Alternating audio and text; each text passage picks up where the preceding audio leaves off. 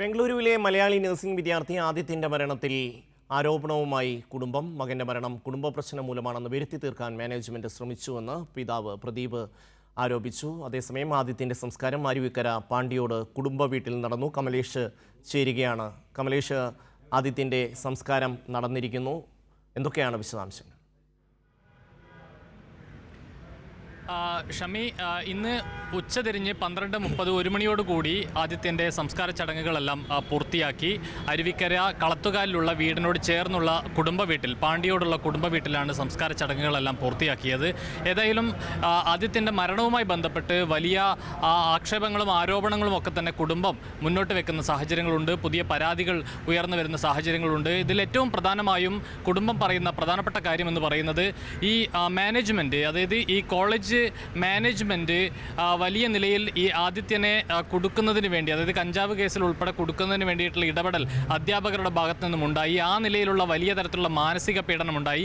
സന്ദീപ് പാണ്ഡെ എന്ന പേരുള്ള ഒരു അധ്യാപകൻ നിരന്തരം ആദിത്യനെ ഈ തരത്തിൽ മാനസികമായി ദ്രോഹിക്കുന്ന നിലയിലേക്ക് കാര്യങ്ങൾ കൊണ്ടുപോയി എന്നെല്ലാമുള്ള കാര്യങ്ങൾ പറയുന്നുണ്ട്. അതോടൊപ്പം തന്നെ ഈ കോളേജിൻ്റെ മാനേജ്മെൻറ്റ് എന്ന് പറയുന്നത് കർണാടക ഉപമുഖ്യമന്ത്രി DK ശിവകുമാറിൻ്റെ ഭാര്യ സഹോദരിയുടെ നേതൃത്വത്തിലാണ് ഈ കോളേജ് നടത്തിപ്പ് ഉൾപ്പെടെയുള്ള കാര്യങ്ങൾ പോകുന്നത്. അവരുടെ ഉടമസ്ഥതയിലാണ് ഈ കോളേജ് ഉള്ളത് എന്ന് ഈ മരണപ്പെട്ട ആദിത്യൻ്റെ പിതാവ് പറയുന്ന സാഹചര്യമുണ്ട്. അതുകൊണ്ട് തന്നെ പോലീസ് സ്റ്റേഷനിൽ പരാതിയുമായി പോയ ഘട്ടത്തിൽ ഉൾപ്പെടെ ഇവർക്ക് വളരെ മോശം അനുഭവം നേരിടേണ്ടി വന്നു. മണിക്കൂറുകളോളം പോലീസ് സ്റ്റേഷന് പുറത്ത് കാത്തിരിക്കേണ്ടി വന്നു.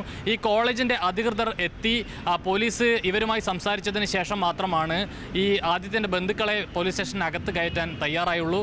പരാതി പോലും ആദ്യഘട്ടത്തിൽ സ്വീകരിക്കാൻ തയ്യാറായില്ല എന്നതടക്കമുള്ള ഗുരുതരമായ ആരോപണങ്ങൾ ആദിത്യൻ്റെ കുടുംബം ഈ മരണവുമായി ബന്ധപ്പെട്ട് മുന്നോട്ട് വെക്കുന്നുണ്ട്. എന്ന് മാത്രമല്ല, കുടുംബം പറയുന്ന പ്രധാനപ്പെട്ട ഒരു കാര്യമെന്ന് പറയുന്നത് ഈ മരണത്തിൻ്റെ തൊട്ട് തലേനാൾ ഉൾപ്പെടെ അമ്മയെ വീഡിയോ കോൾ വിളിച്ചിരുന്നു ആദിത്യൻ. വളരെ സന്തോഷത്തോടെയാണ് അവരോട് സംസാരിച്ചിരുന്നത്. ഇത്തരത്തിൽ ഒരു ആത്മഹത്യയിലേക്ക് പോകും എന്ന് അവരൊരിക്കലും പ്രതീക്ഷിക്കുന്നില്ല, അങ്ങനെ ചെയ്യില്ലെന്നാണ് ഉറച്ച് വിശ്വസിക്കുന്നത് എന്ന കാര്യം കൂടി മുന്നോട്ട് വെക്കുന്നുണ്ട് കുടുംബം. ഏതായാലും എന്താണ് ഇതിനകത്ത് സംഭവിച്ചിട്ടുള്ളത് എന്ന കാര്യത്തിൽ സമഗ്രമായ ഒരു അന്വേഷണം വേണം എന്ന ആവശ്യം കൂടി കുടുംബം മുന്നോട്ട് വെക്കുകയാണ്. ഈ കാര്യവുമായി ബന്ധപ്പെട്ട് കൂടുതൽ പരാതിയുമായി മറ്റ് ബന്ധപ്പെട്ട ആളുകളെ സമീപിക്കും കൂടി കുടുംബം വ്യക്തമാക്കുകയാണ്. ഏതായാലും ഈ വിഷയത്തിൽ ഏറ്റവും പ്രധാനമായും കാണേണ്ടത് ഇത് തുടർച്ചയായി ഇത്തരത്തിലുള്ള സംഭവങ്ങൾ ഉണ്ടാകുന്നു എന്നുള്ളതാണ്. ഇതിൽ ഈ ആദിത്യൻ്റെ ഒരു ബന്ധു, അതായത് ഒരു കസിനാണ് നമ്മളോട് സംസാരിക്കുന്ന കൂട്ടത്തിൽ പറഞ്ഞിട്ടുള്ളത് ഇത് ആദിത്യൻ്റെ മാത്രം കേസല്ല എന്നുള്ളതാണ്.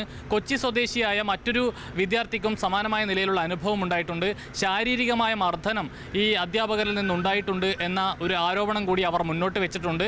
അതിൻ്റെ ചിത്രങ്ങൾ അവർ പങ്കുവെക്കുകയും ചെയ്തിട്ടുണ്ട് എന്നുള്ളതാണ്. ഏതായാലും ഇത് അവരുടെ ഒരു ആരോപണമാണ്. ഈ അധ്യാപകൻ നേരത്തെയും മറ്റ് കുട്ടികളെയും ഉപദ്രവിച്ചു എന്ന നിലയിലുള്ള ചിത്രങ്ങൾ അവർ നമ്മളോട് പങ്കുവെക്കുകയും ചെയ്യുന്നുണ്ട് എന്നുള്ളതാണ് നിലവിലെ സാഹചര്യം. അത് കൊച്ചിയിലുള്ള ഒരു വിദ്യാർത്ഥിയാണ്. ഇത്തരത്തിലുള്ള സംഭവം ഉണ്ടായതിനു ശേഷം ആ വിദ്യാർത്ഥി പഠനം ഉപേക്ഷിക്കുന്ന ഒരു നിലയും ഉണ്ടായിട്ടുണ്ട് എന്ന് ആദിത്യൻ്റെ കുടുംബം നമ്മളോട് പറഞ്ഞു.